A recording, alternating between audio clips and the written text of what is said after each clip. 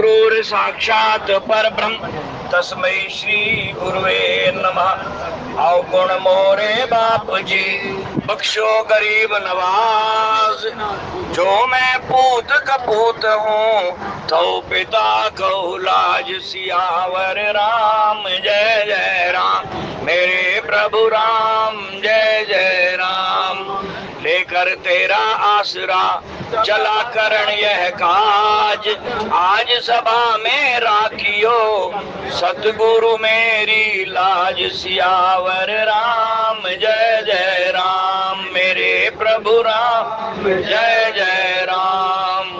श्री गुरु चरण सरोज रज निज मन मुकर सुधार, वरणहु रघुवर विमल यश जोदायक फल चार। सियावर राम जय जय राम, मेरे प्रभु राम जय जय राम। बुद्धिहीन तनु जान के सिमरऊं पवन कुमार, बल बुद्धि विद्या देहु मोहे हरहु कलेश विकार। सियावर राम जय जय राम, मेरे प्रभु राम जय जय राम। नहीं विद्या नहीं बाहुबल नहीं खर्चन को दाम, मोह से पतित अपंग की तुम पत राखो राम। सियावर राम जय जय राम, मेरे प्रभु राम जय जय राम। बीच बीच बरबास करी मग लोगन दुख सुख देत, अवध समीत पुनीत दिन पहुंची आई जनेत। सियावर राम जय जय राम, मेरे प्रभु राम जय जय राम। सत्संग सभा में पधारे हुए प्रभु प्रेमी सज्जनों, श्री रामचरितमानस के प्रथम सोपान बालकांड के अंतर्गत आज दोहा नंबर 343 से 344 का पाठ हुआ। मती अनुसार उसी की व्याख्या करने की कोशिश करेंगे, लेकिन इससे पहले संतों का जो फरमान है, जो उनकी आज्ञा है और जो उनकी इच्छा है, वो हमें ध्यान से सुननी और माननी चाहिए। संत कहते हैं कि हम लोग सैकड़ों मील दूर कई बार विशेष पावन पर्व पर गंगा इत्यादि या तीर्थों पर स्नान करने के लिए जाते हैं, लेकिन जो लोग नहीं जा पाते, शारीरिक रूप से आर्थिक रूप से असमर्थ हैं या छोटी उम्र है, बाल अवस्था है, नहीं जा पाते, कई कारण होते हैं नहीं जा पाते, तो गोस्वामी तुलसीदास जी ने एक ऐसी पवित्र गंगा हमारे घर में बहा दी है, घर घर में ला करके छोड़ दी है। आप उसी में गोता लगा लीजिए। और वो गंगा और कोई नहीं, पूछो अखिल रघुपति कथा प्रसंगा, अखिल लोक जग पावनी गंगा। ये वो गंगा है। नहीं जा सकते गंगा मैया का स्नान करने, तो आपको घर में गोता लगाने का मौका मिल रहा है। 5, 7, 10, 2, 1 चौपाई जितनी हो सके घर में बैठ करके पढ़ लीजिए। गंगा स्नान का फल यहीं बैठे मिल जाएगा। जो भाई जा सकते हैं, युवान हैं, जाना चाहिए, गंगा मैया के दर्शन करने चाहिए। गंगा मैया का तो घर में बैठ करके अगर हम 1 लोटा पानी का अपने सिर पर डालते हैं और ध्यान गंगा मैया का कर लेते हैं, नाम भी ले लेते हैं, तो गंगा स्नान का ही फल मिल जाता है। इतना महात्म्य है गंगा जी। जल में स्नान करने का मौका ना मिले, उसकी तलहटी की मिट्टी उठा करके माथे पर लगा ले तो गंगा स्नान का फल मिल जाता है। और वही गंगा गोस्वामी जी ने भक्तमाल के अंदर जितने भी संत हुए, सारे भगवान के आयुधों के अवतार हैं। कोई शंख अवतार है, तो कोई चक्र अवतार है, तो कोई छड़ी अवतार है। अनेकों 108 भक्तों ने धराधाम पर आकर के जो ज्ञान की गंगा बहाई है और जो ज्ञान की ज्योत जगाई है, वो ऐसा दीपक जो अंधेरे को भी रोशन कर दे। रामचरितमानस में एक जगह जिक्र आता है कि भगवान श्री रामचंद्र जी महाराज को सूर्य कुल का सूर्य कहा गया। ये सूर्यवंशी सूर्य कुल के सूर्य हैं, लेकिन दशरथ जी महाराज ने सूर्य कुल के सूर्य को सूर्य तो मान लिया, राम को सूर्य तो मान लिया, लेकिन इनकी तुलना, सूर्य की तुलना दीपक से कर दी, दिए से कर दी। बोले राम अगर मेरे सूर्य कुल का, मेरे वंश का, सारे वंश को उजागर करने वाला, प्रकाशित करने वाला, इसकी कीर्ति तीनों लोगों में फैलाने वाला सूर्य है, तो भरत मेरे घर का दीपक है। जो कार्य सूर्य से ना हो सके वो दीपक करता है। सूर्य बाहर के अंधकार को दूर करता है, दीपक अंदर के अंधकार को दूर करता है। घर के अंदर अंधेरा है, सूर्य नहीं जा सकता, सूर्य की किरणें नहीं जा सकती, दीपक की किरणें घर को रोशन कर देती है। दीपक के अंदर बहुत सी खूबियां बताई गई, जैसे सूर्य के सामने खड़ा होकर के व्यक्ति मई जून के महीने में छुपना चाहता है, प्रचंड वेग को सहन नहीं कर पाता, वहीं दीपक के आगे खड़ा होकर के मस्तक नतमस्तक होकर के टकटकी लगा करके देखना चाहता है, दर्शन करना चाहता है। सूर्य के आगे से लोग छुपते हैं और इस दीपक के इर्द गिर्द मंडराते हुए काम, क्रोध, लोभ, मोह रूपी मच्छर और ममता रूपी ये कीटाणु अपना आप आकर के भस्म हो जाते हैं। उत्तरकांड के अंदर जितने भी हमारे अंदर दोष है ना, इनकी तुलना कीटाणुओं से की गई है। ममता को अंधेरी रात कहा गया है और इसके अंदर विचरण करने वाले ये काम, क्रोध, लोभ रूपी माया के जो परिवार के सदस्य हैं, ये कीटाणु हैं और ये कीटाणु अपना आप ही पतंगे पर जाकर के जल के भस्म हो जाते हैं। वो पतंगा, वो दीपक की लो के साथ जाकर के अपने आप ही भस्म हो जाते हैं और वो दीपक है भरत। और इसी भरत की सराहना खाली दशरथ जी ही नहीं कर रहे, राम भी करते हैं। जग जप राम, राम जप जेहि, भरत सरिस को आज स्नेही। जब सारे देवता प्रसन्न हो रहे थे कि हमने निराकार ब्रह्म को अपनी तपस्या से, प्रार्थना से, विनय से, बेनती से साकार रूप धारण करने के लिए जो है इतनी मेहनत की, इतना हमने वो किया कि निर्गुण को सगुण बना दिया, उसकी प्रशंसा कर रहे थे, वही गुरु बृहस्पति ने समझाया कि राम तो भरत के अधीन है, भक्तों के लिए आते हैं वे। अगर प्रार्थना करनी है तो भरत से करो, क्योंकि देवताओं के मन में ईर्ष्या जाग रही थी। ये काम, क्रोध, लोभ, मोह रूपी ईर्ष्या कीटाणु जो है ना, ये जगमगा रहे थे और क्या कह रहे थे, हे गुरुदेव कोई ऐसा कार्य कीजिए कि राम ही भरत ही मेल ना हुई, इन दोनों भाइयों का मिलाप ही ना होने पाए।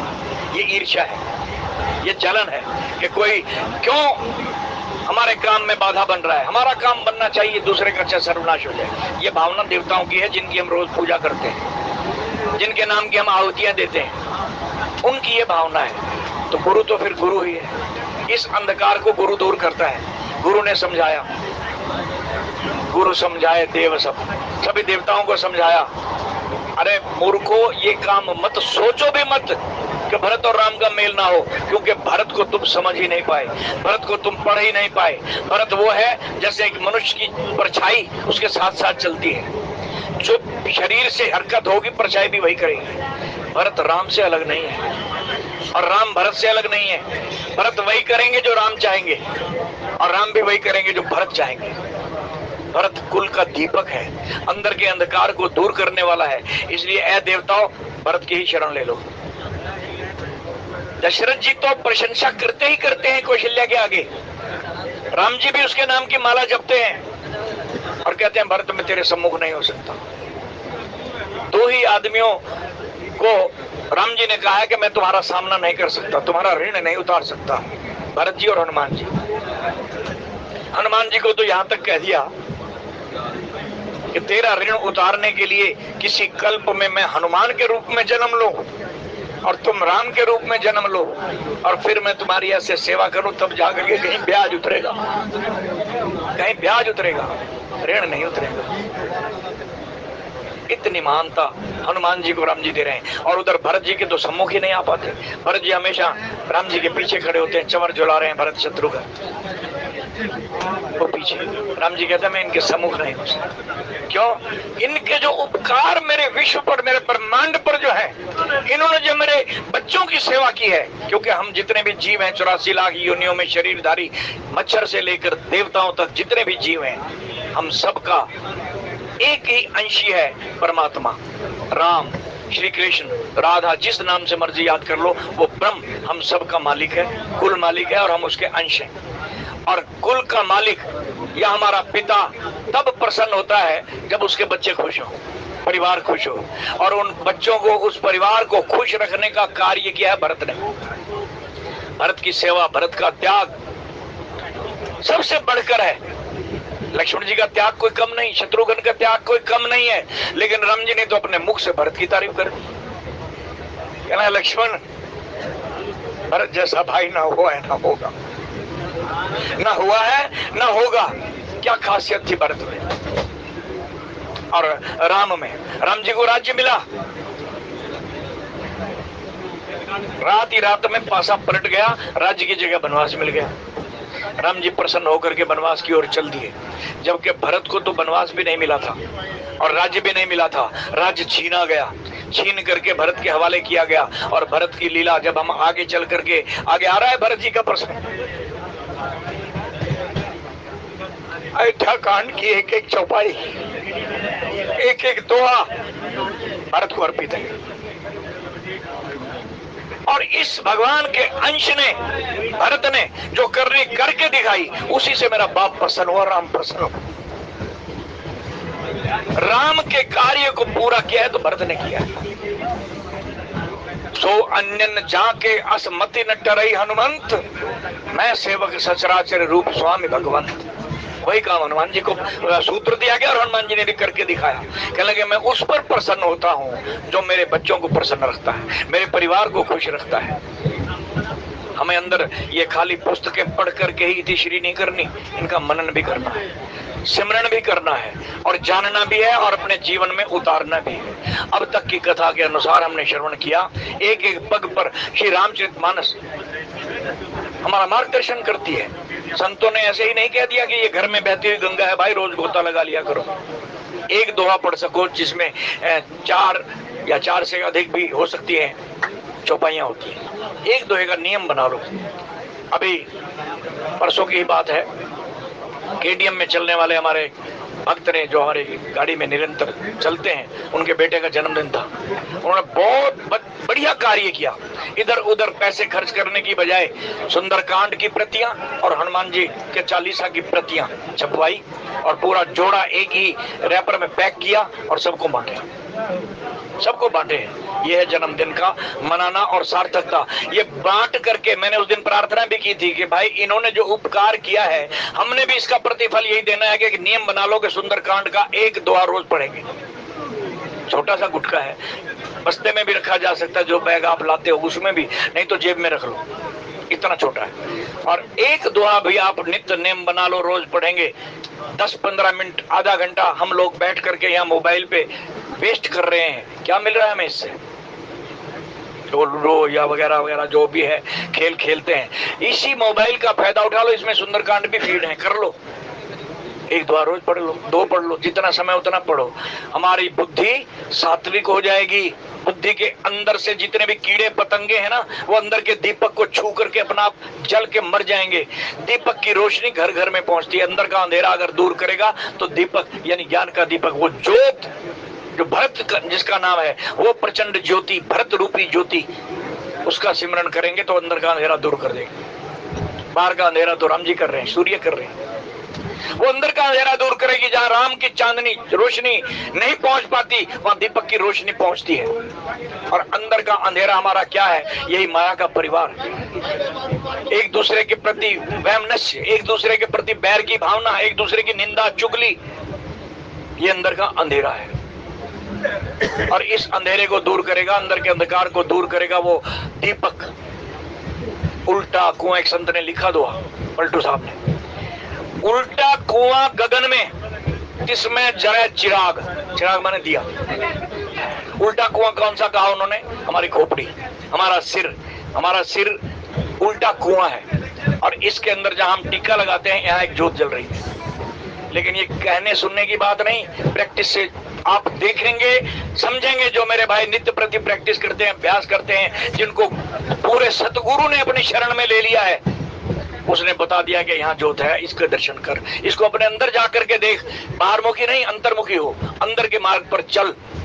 तुझे प्रकाश जो तेरा वास्तविक स्वरूप है, मन तू ज्योत स्वरूप है, अपना मूल पहचान। तेरा असली स्वरूप क्या है वो तुझे तेरे अंदर ही दिखाई दे जाएगा। तेरी अपनी रोशनी 12 सूर्यों के बराबर है। बाहर जो एक सूर्य चमक रहा है आकाश में, ऐसे ऐसे 12 सूरज आकाश में इकट्ठे चमके, जितनी रोशनी होगी वो तेरी अकेले की है। आत्मा की रोशनी इतनी है। और ये रोशनी दिखाएगा कौन, बताएगा कौन? बोले गुरु। जैसो चंदा उगवई सूरज चढ़ई हजार, एडे चानन होंदिया गुरु बिन घोर अंधार। गुरु के बगैर ये अंधकार दूर नहीं होगा। चाहे आकाश में सैकड़ों चंद्रमा एक ही पूर्णमासी की रात में इकट्ठे जगमगा उठे, एक ही रात में, और हजारों सूर्य एक ही दिन में इकट्ठे चमचमाने लगे, बाहर का अंधेरा भले ही दूर हो जाए, एडे चानन होंदिया, अंदर का अंधेरा दूर नहीं होगा। अंदर का अंधेरा होगा ज्ञान के दीपक से। गुरु बिन घोर अंधार, अंधार माने अंधकार।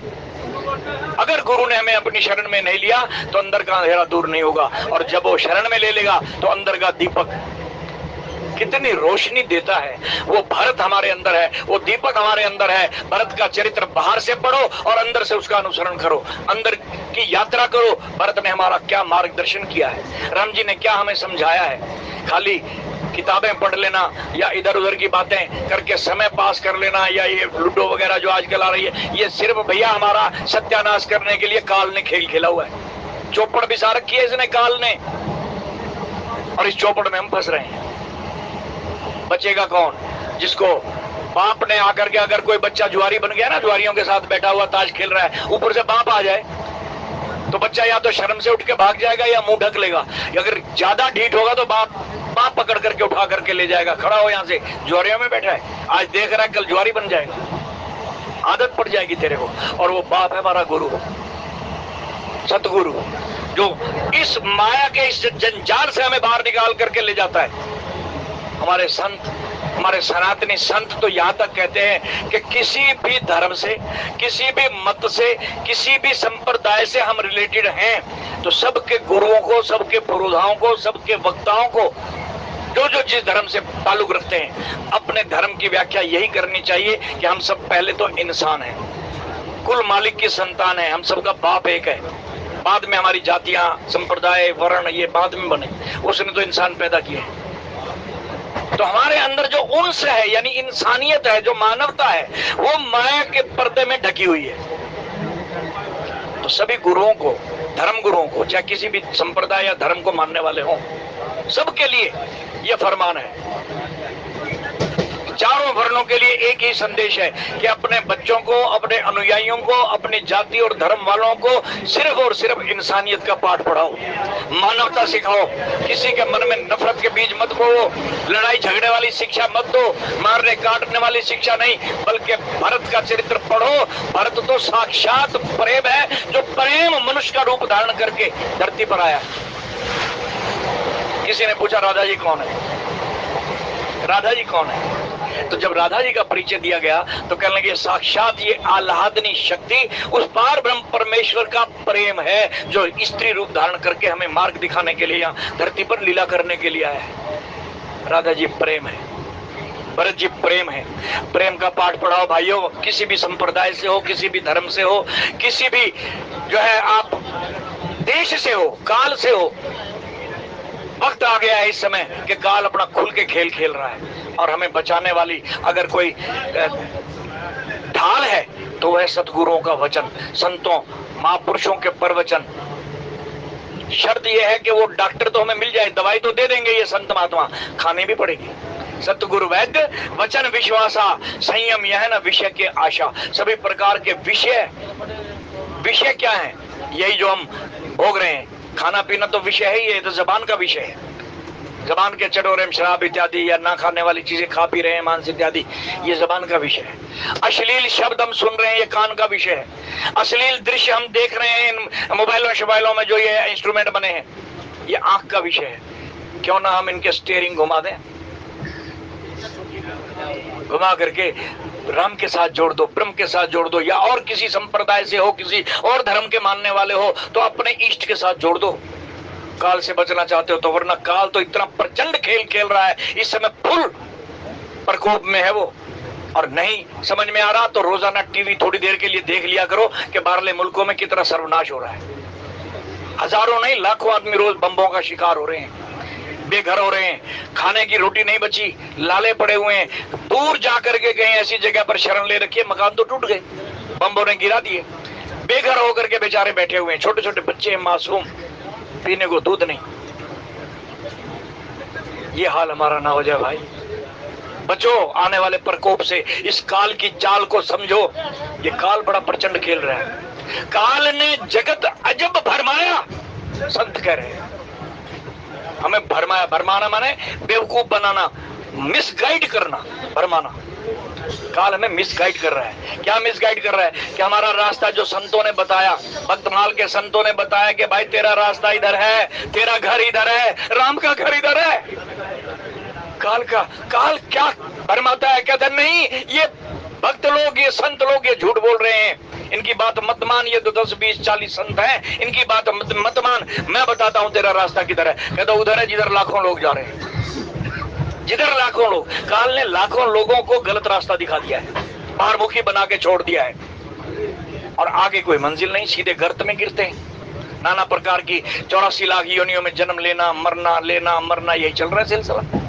लेकिन जो संत रास्ता बताते हैं वो कुछ गिनती के लोग हैं जो उनकी बात को मान जाते हैं, और वो सीधे अपने घर पहुंच जाते हैं, धूमधाम पहुंच जाते हैं। तो उल्टा कुआं गगन में तिसमें जरे चिराग रहे जलता दिन राती। अरे हारे पलटू नहीं चाहिए किछु दिया घृत बाती। ये बाहर के जो उपकरण है ना, घी तेल दिया पत्ती, ये भी नहीं चाहिए। वो निरंतर तेरे अंदर ज्योत जग रही है। वो ज्योत का प्रकाश तेरे अंदर फैलेगा कब? जब तू भरत रूपी गुरु की शरण लेगा, ऐसे मार्गदर्शन के दर्शक के पीछे चलेगा, वो तुझे राम से मिलाएगा। राम ने तमसा नदी के किनारे अपने भक्तों को रात में सोते हुए अंधेरे में छोड़ दिया। मिलाया किसने? इस दीपक ने। इसने कहा उठो चलो मेरे साथ, मैं तुम्हें राम से मिलवाऊंगा। राम से मिलवाया। तो भैया ये भरत और कोई नहीं, हमारे सतगुरु हैं। जिसको गुरु मिल गए उनकी बात मानो। माँ बाप पहले गुरु हैं, पहली गुरु तो माँ है। जो बालक सुबह उठ करके माँ के चरण छू ले, उसको कहीं जाने की जरूरत नहीं, कहीं तीर्थ व्रत मंदिर धूप बत्ती भी करने की जरूरत नहीं है। ये संत कहते हैं, मैं नहीं कहता। माँ के कदमों में जन्नत है। जिसने उठते ही माँ के चरण छू लिए, समझो सारे देवी देवताओं का, पीर पैगंबरों का आशीर्वाद उसको मिल गया। फिर बाप का चरण छू करके जो घर से बाहर निकला, काल भी उसका रास्ता छोड़ देता है। बाप के आशीर्वाद में इतनी ताकत है, काल भी उसका रास्ता छोड़ देता है और हाथ जोड़ के खड़ा होता है कि ये पितामह कब चलना है। काल, ये बाप के आशीर्वाद में ताकत है। और गुरु के आशीर्वाद में तो इतनी ताकत है कि कोई जो है रास्ता, स्पीड ब्रेकर है ही नहीं रास्ते में, सीधा राम के पास जाके खड़ा कर देता है। जे तू साडे आखे लगे तेनू तख्त बिठावांगे, जिन्हों सारी दुनिया लभदी तेनू आन मिलावांगे। जिसे राम को सारी दुनिया ढूंढती फिर रही है, गुरु कहता है चल मैं तुझे उसको मिलाऊंगा। शर्त क्या है? जे तू साडे आखे लगे। सतगुरु वैद्य वचन विश्वासा। अगर गुरु का विश्वास रखो, वचन मान लो। आखे लगे पंजाबी का शब्द है, अर्थात उसकी बात को मानना। मान लोगे तो गुरु गारंटी देता है, गारंटी, मैं तुझे राम से मिलवा दूंगा। शर्त मेरा कहना मान, मेरी बात मान। गुरु ये नहीं कहता कि मेरे घर आकर के मेरे घर के बर्तन साफ कर, या मेरे कपड़े धो के जा, या मेरे घर हर साल आकर के मेरा जन्मदिन मना। ऐसा नहीं कहता, बल्कि कहता है कि देख, जैसे 10 नौहों की कमाई से मैं अपना परिवार पाल रहा हूं ना, चाहे मैं जुलाहा बन करके खड्डी पर काम कर रहा हूं, चाहे मैं रविदास बन करके जूतियां गांठ रहा हूं, चाहे मैं नानक बन करके हल चला रहा हूं, चाहे मैं जो है दुकानदारी कर रहा हूं, काम कर रहा हूं, भीख नहीं मांग रहा। तू भी ऐसे कर, कर्म कर, मेहनत की कमाई घर में ला और अपने घर का भरण पोषण कर, ताकि तेरे बच्चों के जो अन्न शुद्ध हो तो उनका मन शुद्ध हो जाए, और मन शुद्ध हो जाए तो विचार शुद्ध हो जाएंगे। ऐसी बात सतगुरु समझाते हैं। तो आज जनक, जिसको हिंदी का आर्थिक शब्द है पिता, बाप, ये जनक जो है एक पद है। जनक किसी व्यक्ति विशेष का नाम नहीं है। खीरजी जी नाम के व्यक्ति का नाम एक पदवी है, जनक। वो जनक पिता की भूमिका निभाते हुए उन्होंने जिस तरह से हमारा मार्गदर्शन किया, और गोस्वामी जी ने हमारी बारातें कैसी होनी चाहिए, विवाह कैसे होने चाहिए, हमारे रीति रिवाज कुल के अनुसार कैसे होने चाहिए, इनका निषेध भी नहीं किया। थोपा नहीं किसी पर कि नहीं यही रिवाज करना है, वो नहीं करना, नहीं, ऐसा थोपा नहीं। अपने अपने कुल की रीति और रिवाज का पालन करते हुए, जिस धर्म में हो उस धर्म का पालन करते हुए एक ही संदेश दिया। हर प्रसंग के अंत में जहां जहां भी आप देखोगे, जहां गोस्वामी जी ने कोई प्रसंग खत्म किया है, वहां राम के नाम की व्याख्या की, राम की ओर इशारा किया है। और किसको समझाया? अपने मन को।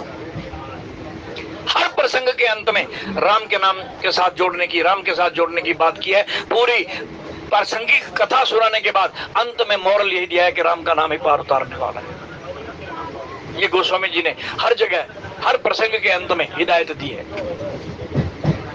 जो भी प्रसंग उन्होंने उठाया, चाहे बारात का हो, चाहे धनुष का प्रसंग हो, चाहे अहिल्या का प्रसंग हो, कोई भी हो, लास्ट में मोरल यही दिया। तो आज वही जनक जी महाराज किस तरीके से बारात लाई जाती है, ये दशरथ ने सिखाया। आपने विस्तार से वो प्रसंग कई महीने तक सुना। और हमारे जो ये संचालक मंडल के सदस्य है ना, ये तो मैं क्या तारीफ करूं, ये तो ऐसे निकले कि जिन्होंने एक एक प्रसंग को कई कई दिन तक चलाया। इसलिए नहीं कि इनको कोई शौक था, बल्कि इसलिए कि एक एक प्रसंग एक बार, दो बार, चार बार, 10-10 बार सुनने के बाद दिमाग में बैठेगा। एक बात अगर आज हमने, हमारे घर वालों ने समझा दी तो दूसरे दिन हम भूल जाते हैं। दूसरे दिन की तो बात छोड़िए, माँ ने कहा बेटा बाजार जा फलानी चीज लेके आ, 2-3 चीजें बता दी तो आधी छोड़ आएगा।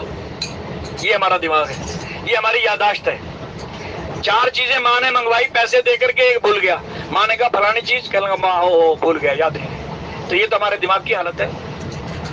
इसलिए इन संतों ने, इन संचालकों ने एक एक प्रसंग को कई कई बार इसलिए दोहराया है कि हमारी भूलने की आदत है।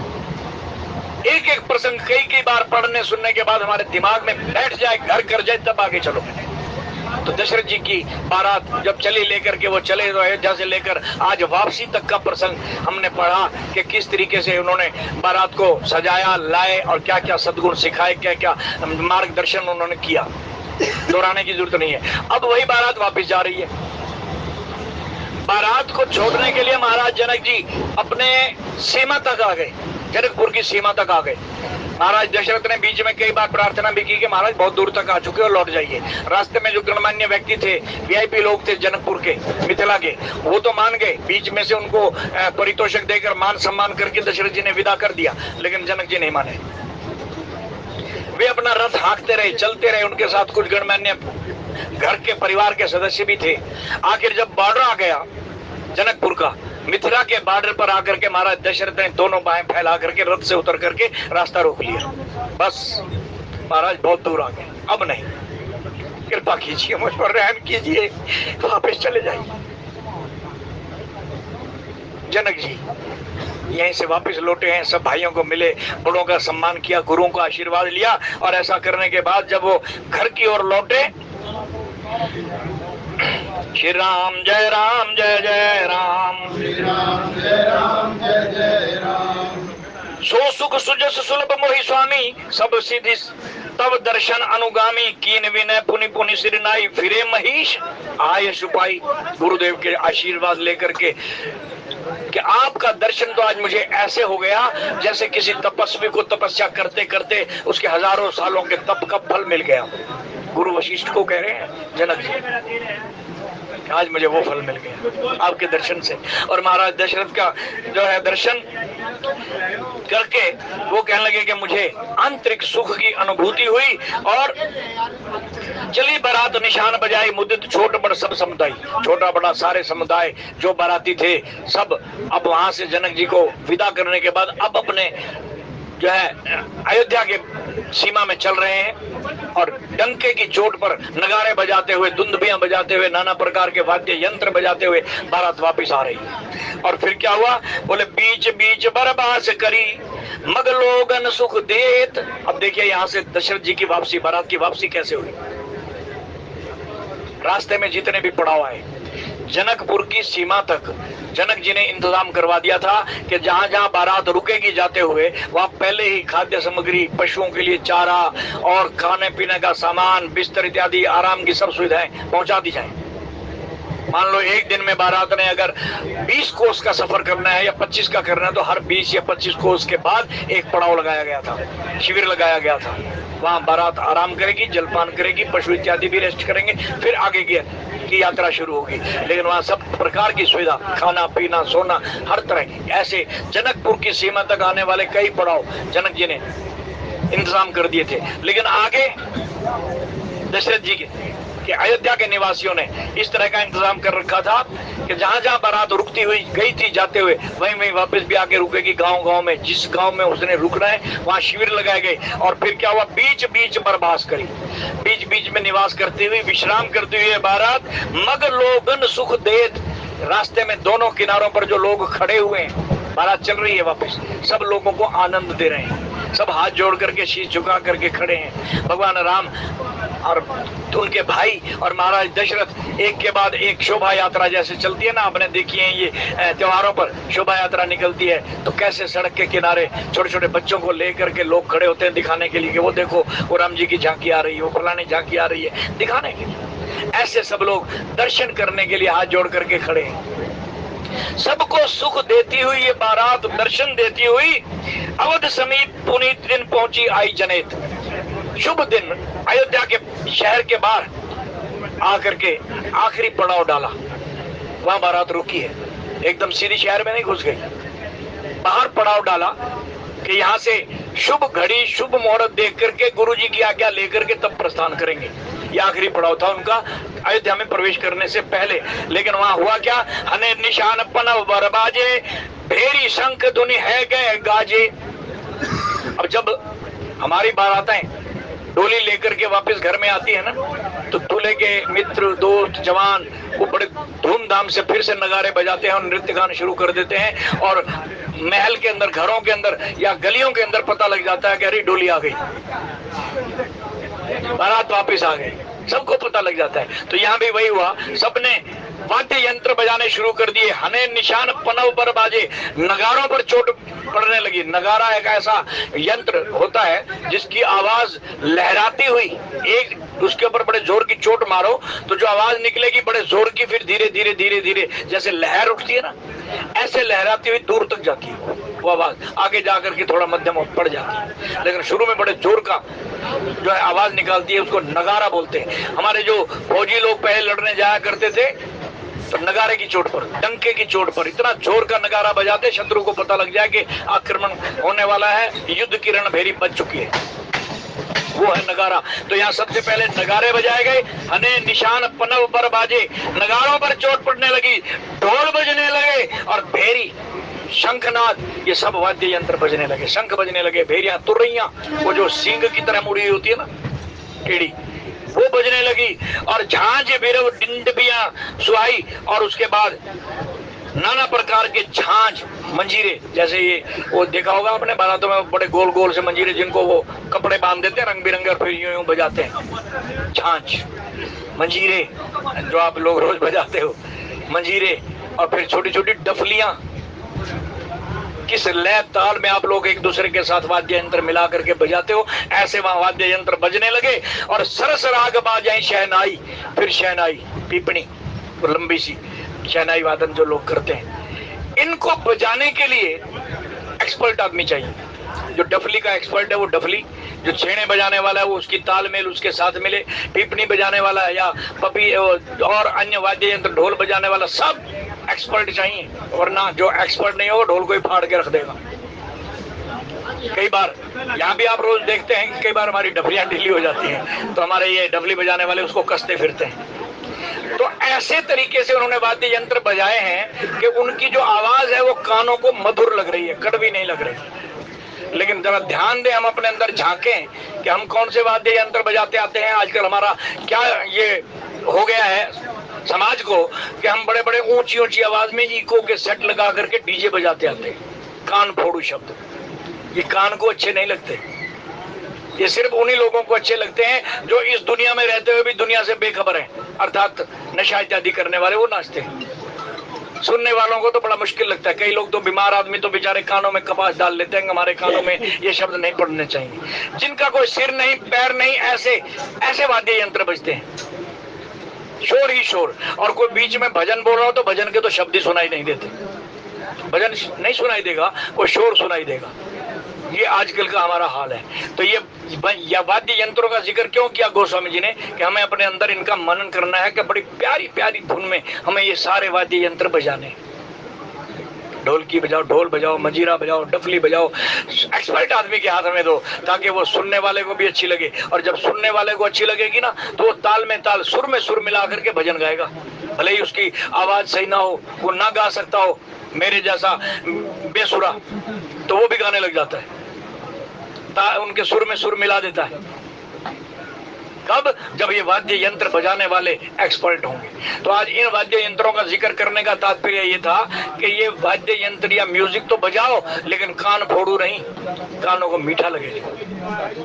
ऐसे सरस शब्द लिखा है, सरस, जिसमें रस हो, संगीत का रस हो, भक्ति का रस हो।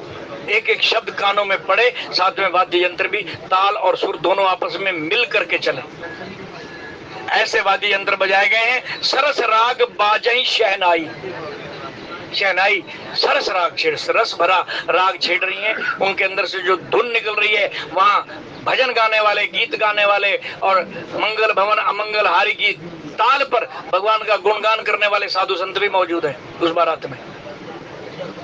युवा शक्ति भी मौजूद है, परिवार के लोग भी मौजूद हैं, और गांव वाले भी वहां आकर के साथ खड़े हो जाते हैं, बारात देखने वाले भी मौजूद हैं। तो ऐसा काम मत करो जिससे समझ कुछ आए नहीं और उल्टा लोगों को तंग करें। ऐसे वाद्य यंत्र मत बजाओ बारात में। ये इन वाद्य यंत्रों का एक एक का नाम गिनवा दिया गोस्वामी जी ने, कि ढोल, मंजीरे, झांझ और वो शहनाई और शंख, ये सब बजने लगे, लेकिन कानों को प्यारे लग रहे हैं। क्या छेड़ रहे हैं? बोले सरस राग, रस भरी आवाज इनके अंदर से निकल रही है, जिसको सुन करके जो वृद्ध आदमी या किसी प्रकार से रोगी है, वो भी इनके सुर ताल में ऐसे बह जाता है कि ना चाह करके भी उसके पांव थिरकने लगते हैं, वो भी गाने लग जाता है। अंदर भक्ति रस जाग उठे, ऐसा वाद्य यंत्र होना चाहिए। भक्ति रस, यहाँ सरस शब्द से मतलब भक्ति रस, वीर रस। और अब तो समय भी आ गया है कि हमें ज्यादातर भजन इत्यादि यहाँ पर भी हो, अब समय आ गया नौजवानों को वीर रस से उत्प्रोत करो। हर वक्ता का फर्ज बनता है कि वीर रस जगाए जवानों के अंदर। धर्म की रक्षा करने के लिए अपना कर्म करो, अपने कर्म से मुंह मत मोड़ो। वीर रस, भक्ति रस, ज्ञान, मर्यादा का पाठ, मानवता, इंसानियत, ये जागे। ये हर वक्ता का, हर संत महात्मा का, हर गुरु का यही फर्ज बनता है। आज वक्त की मांग है ये, नहीं तो काल तो ऐसा चक्कर चला रहा है कि सब चक्की में पिस रहे हैं। चलती चक्की देख के दिया कबीरा रोए, दो पाटन के बीच में साबुत बचाना कोई। चलती चक्की देख के रहा कमाल ठिठकाए, जो कीली के पास रहे उनकी पिसे बलाए। तो भैया कीली के साथ जुड़ जाओ, वरना काल पीस रहा है। चलती चक्की काल की सबको पीस रहा है। इससे बचना है तो एक ही कील है, और वो है राम का नाम, भगवान की भक्ति। जो उसके साथ जुड़ गया वही बचेगा, बाकी पिस रहे हैं, पिसते चले जाएंगे। तो अगर चाहते हो कि काल हमें न पीसे, काल के इस जाल से हम बाहर निकल जाए, तो एक ही तरीका है, कील की जड़, चक्की की जड़ में चले जाओ, कील की जड़ में चले जाओ, बच जाओगे। तो ऐसा वीर रस, भक्ति रस, ज्ञान की का दीपक ज्योत हर वक्ता को जगाना चाहिए। भजन भी बोले तो उसमें वीर रस हो, देशभक्ति की भावना जागे हर नौजवान के अंदर। ज्ञान का दीपक जल उठे हर मीडियम जो है अधेड़ के अंदर, बुजुर्ग के अंदर। ऐसे ऐसे भक्त जो है भजन बोलो। और खास करके आज के इस युग में वीर रस की तो बहुत ज्यादा आवश्यकता है, वरना ये काल के नुमाइंदे हमें जड़ से उखाड़ फेंकने को तैयार खड़े हैं। तो इनके भी, जो इनको ये ऐसी शिक्षा देते हैं, उनसे भी हम हाथ जोड़ करके निवेदन करते हैं कि इनके अंदर भी इंसानियत जगाओ, उन्स जगाओ कि ये भी आपराधिक रास्ते छोड़ करके धर्म के रास्ते पर चलें, मानवता के रास्ते पर चलें, इंसानियत के रास्ते पर चलें। तो ये वाद्य यंत्रों का जिक्र इसलिए किया गया कि हमारे कानों के माध्यम से मन को हर प्रकार का ज्ञान मिले, हर प्रकार की मन को मानसिक बल मिले, शक्ति मिले। और फिर पुरजन आवत अकिन बराता मुदित सकल पुल कावली गाता। जैसे ही बारात के आने के ये आवाजें और ये ढोल की आवाज, ये नगारे की आवाज अयोध्या के नगरवासियों तक पहुंची, सबके सब झूम उठे। सबको लगा रहे ये आवाज तो बारात की है, बारातियों की हमारी बारात आ रही है वापस भगवान राम की, तैयार हो जाओ। सबने घर घर में समाचार पहुंचा दिया, एक के बाद एक ने एक को कहा, दूसरे ने दूसरे को, इस तरह पूरे नगर में, गांव गांव में ये समाचार फैल गया। पुरजन आवत अग्नि बराता मुदित सकल पुल कावली गाता। सबके सब प्रसन्न हो गए, सुनकर के एक दूसरे को बताने लगे। सबके शरीर पुलकित हो गए, पुलकावलियां जाग उठी। निज निज सुंदर सजन संवारे, सदन संवारे, हाट बाट चौहटपुर द्वारे। फिर क्या हुआ, एक के बाद एक समाचार ऐसे नगर में, गांव में, जगह जगह फैल गया कि बारात आ रही है। तो सबने अपनी गलियां, मकान, दुकानें सब सजानी शुरू कर दी। और उधर जब दशरथ जी महाराज जहां जहां पड़ाव डालते आ रहे थे, वहां भी यही हाल हुआ। जो जो गांव के लोग इनके दर्शन करने के लिए आ रहे थे और जहां ये पड़ाव डालते थे, वहां जो जो कुछ सामग्री इनको वहां से मिली थी, वही दान करते चले आ रहे थे। जो जो मांगता था दे देते थे। कपड़ा चाहिए कपड़ा ले लो, धन चाहिए धन ले लो, जिसके पास हाथी घोड़ा नहीं है वो ले लो, गाय नहीं है गाय ले लो। बांटते हुए चले आ रहे हैं सारी सामग्री। जहां जहां पड़ाव डाले वहां वहां उन लोगों को मंगल कर दिया, माला माल करते चले आ रहे हैं दशरथ। और अब आखिरी पड़ाव अयोध्या के किनारे पर है, अयोध्या के बिल्कुल आंगन में है। और ये समाचार जैसे ही अयोध्या नगर के अंदर पहुंचा तो गली सकल अर्गजा सिंचाई, सब लोग शहर को सजाने लगे। गलियों के अंदर सुगंधित पदार्थों का छिड़काव किया गया, चंदन का रस, फूलों का रस, सुगंधित रस, ये सब छिड़काव किए गए, सुगंधित पदार्थ छिड़के। लड़की पर दया करो बाबू, हे बाबू मेरे कोई कमाने। श्री राम जय राम जय जय राम,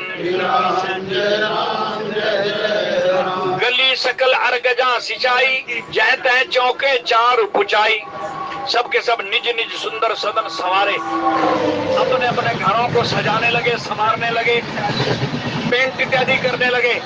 जैसे जैसे जिससे हो सका, मुंडेर पर गमले रख दिए गए फूलों के ताजे, चौके पूर दिए गए, चौराहों पर रंगोलियां सजा दी गई, गलियों पर सुगंधित पदार्थों का छिड़काव कर दिया गया।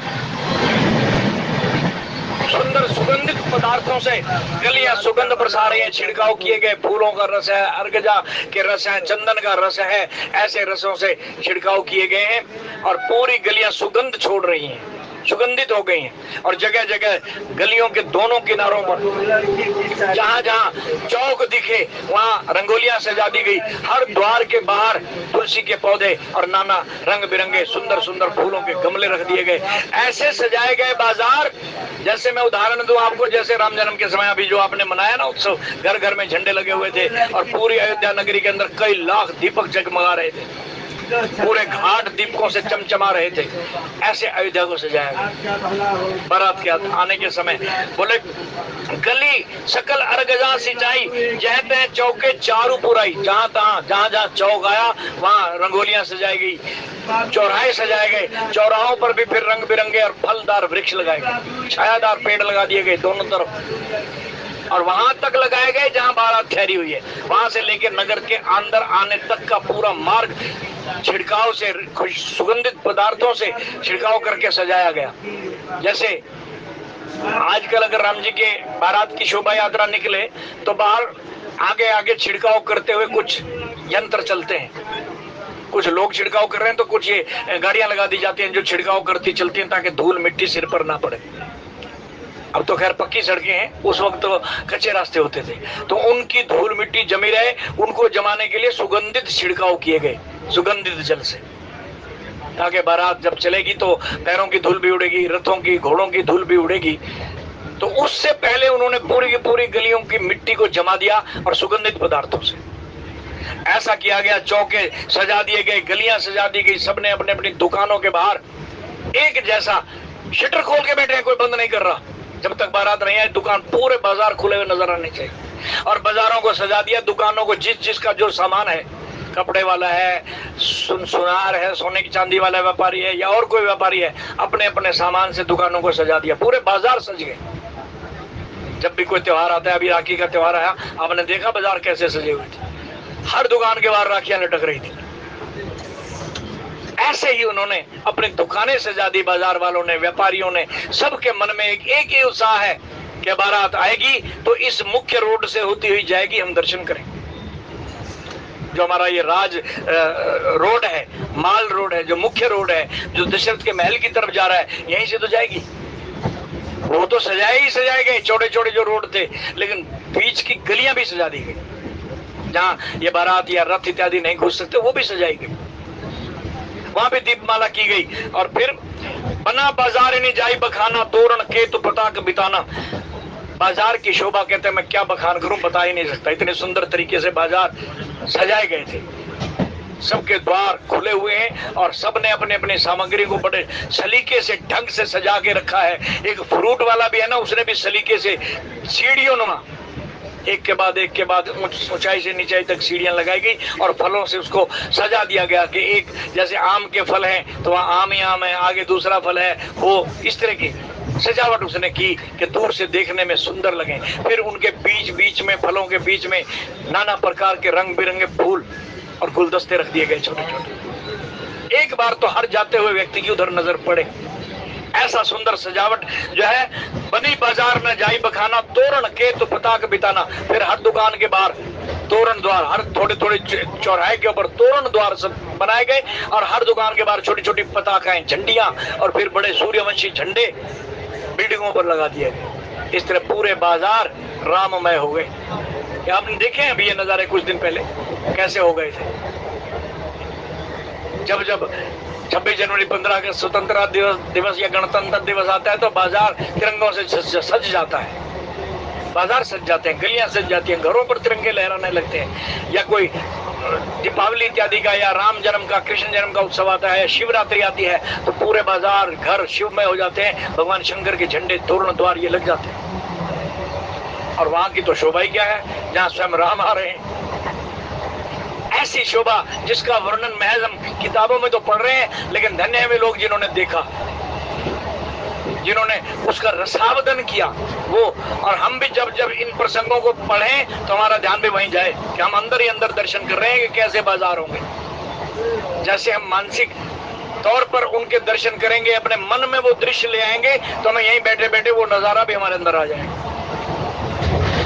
इस प्रकार सारा बाजार सजा दिया गया। बना बाजार न जाई बखाना, तोरण केतु पताक बिताना।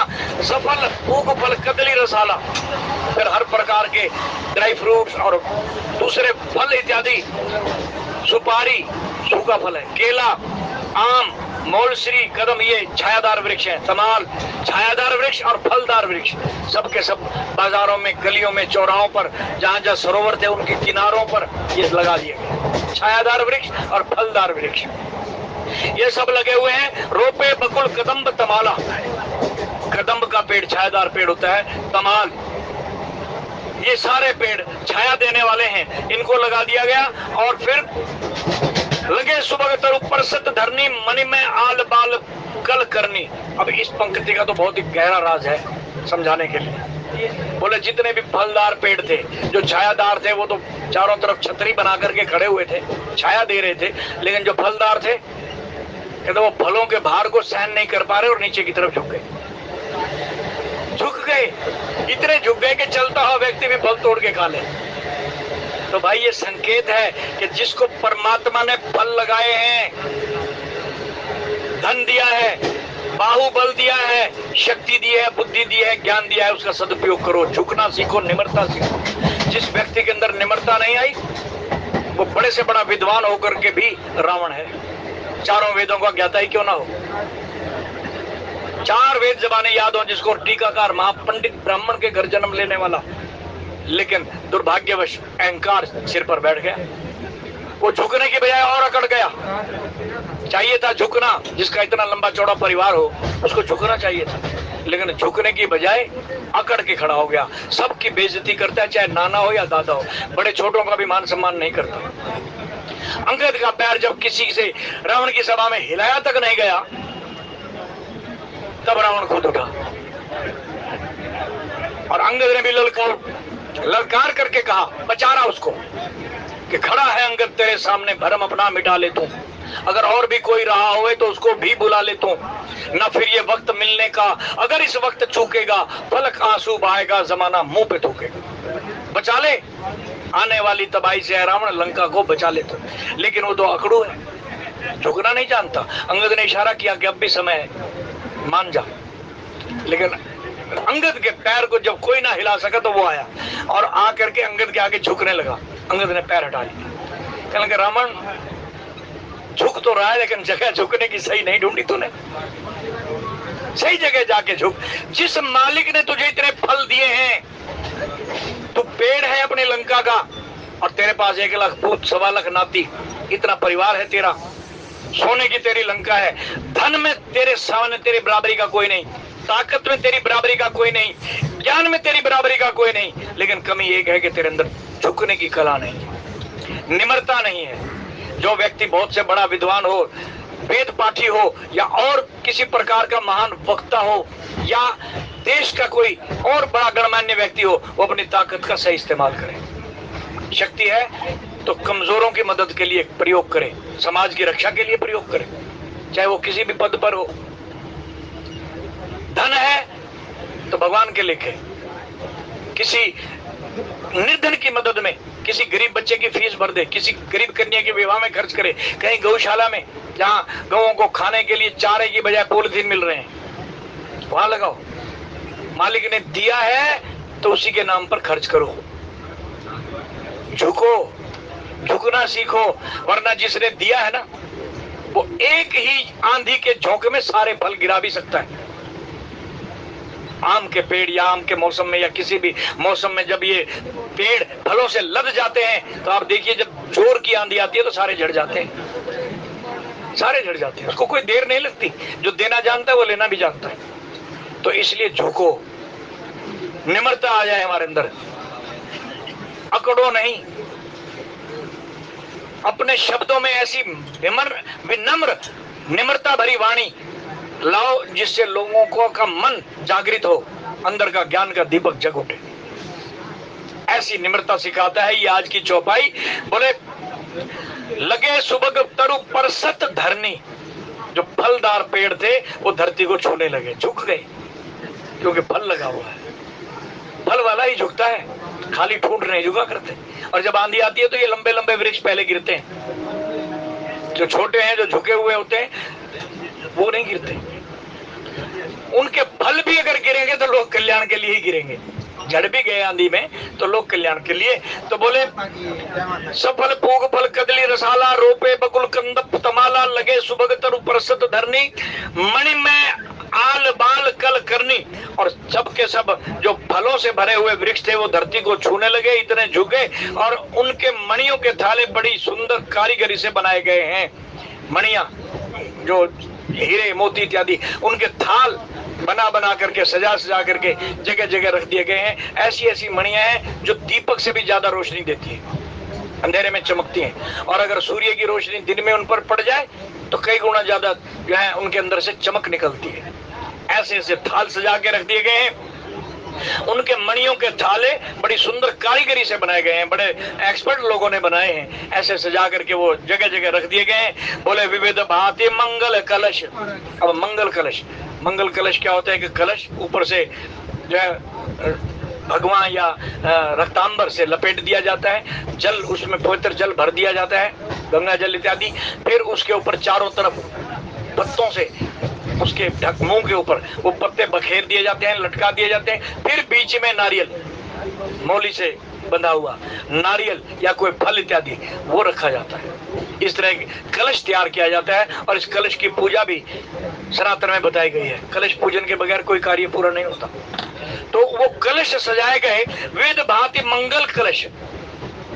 मंगल कलश यानी जो शुभता देने वाले हैं, अमंगल नहीं। बोले अमंगल कलश भी होते हैं? बोले हाँ होते हैं। कौन से?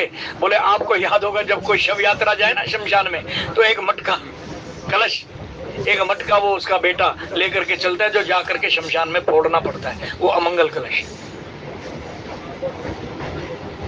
वो अशुभता का प्रतीक है, इसलिए फोड़ दिया जाता है। लेकिन ये तो मंगल कलश है भाई, जिनके दर्शन मात्र से हमारे अंदर की मानवता, इंसानियत जाग उठे। ऐसे मंगल कलश सजाए गए हैं, विविध भांति मंगल कलश ग्रह ग्रह रचे सवारी, हर घर की जो ऊपर मुंडेर पर सजा सजा करके रख दिए गए हैं। सबने अपने जो है मुंडेरों पर ये मंगल कलश सजा करके रखे हैं। बोले सुर ब्रह्मादि स्याही सब रघुवर पुरी निहारी। अब आकाश पर जो, ये तो धरती का हाल था, पृथ्वी के लोग आनंद ले रहे हैं, देवता क्यों पीछे रहते? बोले ब्रह्मलोक से ब्रह्मा जी अपने पार्षदों से ही, देवलोक से सभी देवता इंद्र के सानिध्य में, और अन्य लोकपाल अपने अपने गंधर्वों को, देवताओं को साथ लेकर के अपने विमानों पर अपने अपनी पत्नी और परिवार सहित आकाश मार्ग में आकर के बैठ गए, अपने अपने विमान सजा करके सूक्ष्म रूपों में। वो भी इस अयोध्या को देख करके आज मन ही मन ईर्ष्या कर रहे हैं कि हमारे लोक में भी ऐसी सजावट नहीं है, ऐसे सुंदर मंगल कलश और इस तरह का स्वागत तो हमारे यहाँ भी नहीं होता जैसा अयोध्या में हो रहा है। तो अयोध्या का दर्शन ऊपर के देवी देवता भी कर रहे हैं। अभी तक तो नीचे वाले लोगों का बताया गया कि किस तरह अयोध्या का दर्शन कर रहे थे, लेकिन ऊपर देवता भी पीछे नहीं रहे। बोले सुर ब्रह्मादि स्याही सब रघुवर पुरी निहार। रघुवर पुरी यानी अयोध्या, राम की पुरी है अयोध्यापुरी। तो इस अयोध्यापुरी की इस प्रकार की सजावट को देख करके देवता भी सिया रहे हैं, अंदर ही अंदर खुश भी हो रहे हैं, प्रसन्न भी हो रहे हैं, और मन ही मन सोच भी रहे हैं कि काश हमारा जन्म भी अयोध्या में होता। हम देवलोक में बैठे हुए भी सुख से वंचित हैं। ब्रह्मा जी स्वयं धरती पर अवतार लेकर के आए हैं नाभाजी के रूप में, तब जाकर के उनके मन को शांति मिली है कि मुझे ब्रह्मलोक से ज्यादा आनंद यहाँ वृंदावन में मिल रहा है। हे भगवान, अगर कृपा करना चाहते हो तो मुझे वृंदावन का कोई भी प्राणी बना दो, पेड़ पौधा बना दो, लता पता बना दो, और नहीं तो यहाँ का बंदर ही बना दो, और जन्म वृंदावन।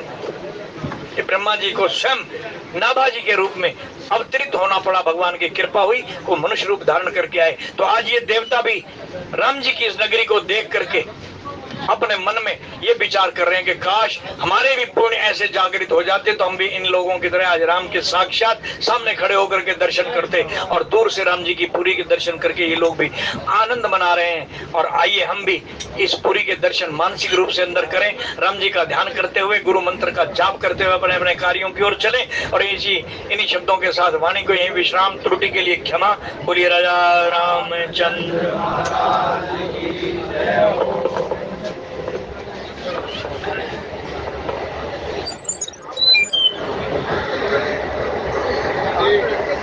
Mana?